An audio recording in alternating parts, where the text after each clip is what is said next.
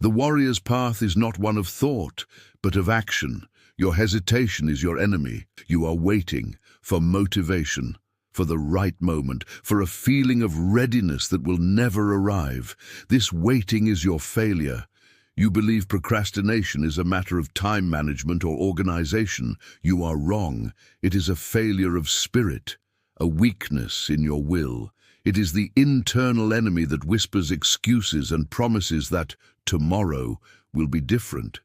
Tomorrow is a lie you tell yourself to justify the inaction of today. Miyamoto Musashi, the undefeated swordsman, understood this. He faced death over 60 times and never once hesitated. His philosophy, forged in the crucible of lethal combat, was not for contemplation. It was a code for immediate, decisive action. Today, we do not wield the katana, but the battle is the same. The enemy is the resistance in your own mind. We will now learn Musashi's code to destroy it. First, we confront the illusion of readiness. You wish to learn a new skill, coding, a language, a musical instrument. The mountain of knowledge seems insurmountable, so you stand at its base, paralyzed by the sheer scale of it all. You read books about the skill. You watch videos of masters performing it. You tell yourself this is preparation. It is not. It is a sophisticated form of procrastination. You are admiring the mountain, not climbing it. The first principle is this: the way is in training. Mastery is not born from a flash of insight or a surge of inspiration. It is forged inch by inch through relentless daily practice. Waiting to feel inspired is a fool's errand. The warrior does not wait for the will to fight. He fights, and in doing so, forges his will. Musashi wrote in the Book of Five Rings, "You can only fight the way you practice." He also commanded, "Think of what is right and true. Practice and cultivate the science. Become acquainted with the arts. Know the principles of the crafts. Understand the harm and benefit in everything. Learn to see everything accurately. Become aware of what is not obvious. Be careful even in small matters. Do not do anything useless." The core of all these commands is the same. Engage, do, practice. Your takeaway is not a suggestion, it is an order. Cease all research into the skill. Open the book, write the first line of code, play the first note. Do not think about the 1,000th step. Take the first one. Practice for 15 minutes. The path to mastery is not a grand leap. It is the accumulation of 10,000 small disciplined steps. Take the first step. Now. Pause. Next, we confront the enemy of comfort. You know you must exercise. You understand the long-term benefits of physical discipline. Yet, every morning, the battle is lost. The alarm rings, and the excuse is already there. "I am too tired. I will do it later. One day won't matter." You fail to stick to the routine because you misidentify the enemy. You think the enemy is a lack of time or energy. The true enemy is your addiction to comfort. The second principle: perceive that which cannot be seen. Your excuses are a smokescreen. The warrior's mind must pierce through this fog to see the true nature of the obstacle.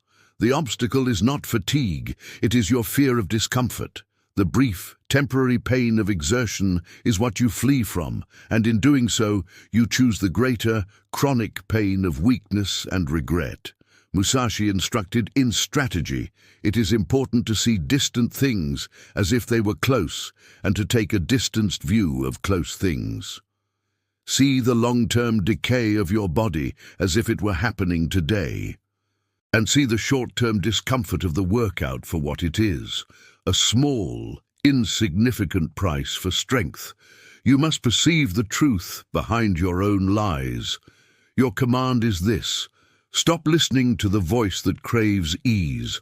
Identify the precise moment of resistance, the moment you choose the bed over the floor, and recognize it as the enemy is attack. Your task is not to feel like working out. Your task is to put on your shoes. That is all. The action itself will generate the momentum. Identify the true unseen enemy, your fear of effort, and walk directly into it. Let us now address the battlefield of focus. A critical project looms. A deadline approaches like an advancing army.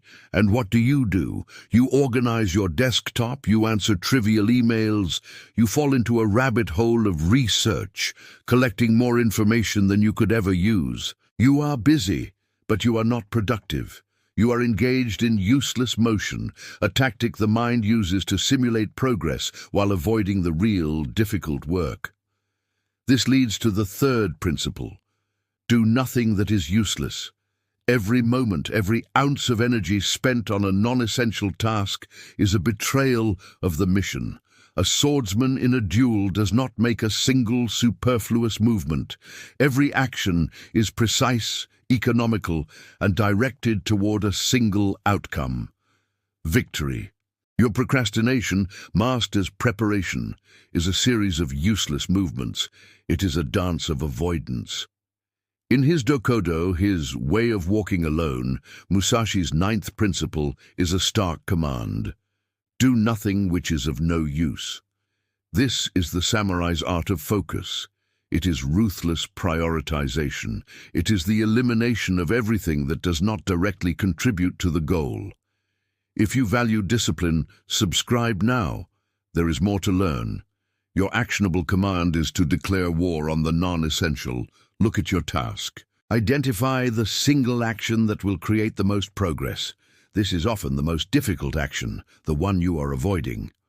All other activities, the planning, the organizing, the endless research, must cease.